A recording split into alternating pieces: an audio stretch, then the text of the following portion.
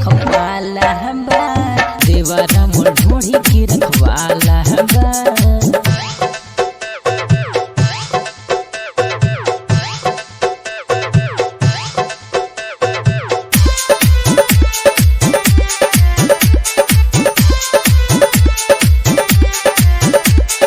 Music director Shubham Sumerpur.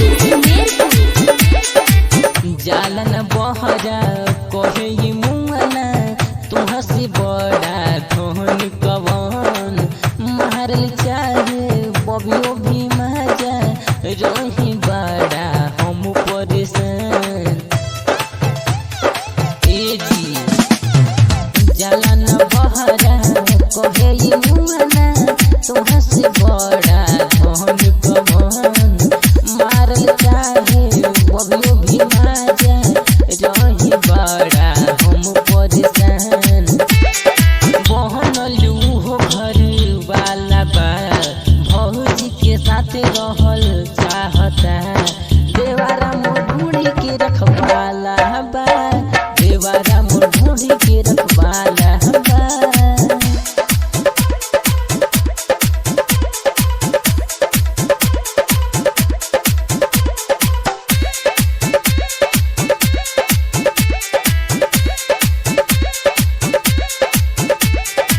हमके अकेले जब देखे मुआना दौड़त चलिया आवत बा, बबिया सूरज के रोकी कैसे तनिको ना जब मानत बा।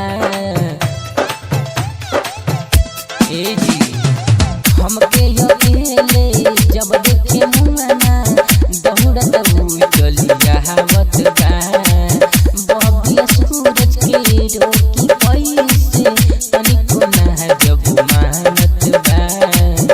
मजा पावे खातिर हो तरसल बा, तनिको ना दूर हमसे हटल बा, देवारा मोर ढोढ़ी के रखवाला बा, देवारा मोर ढोढ़ी के रखवाला बा।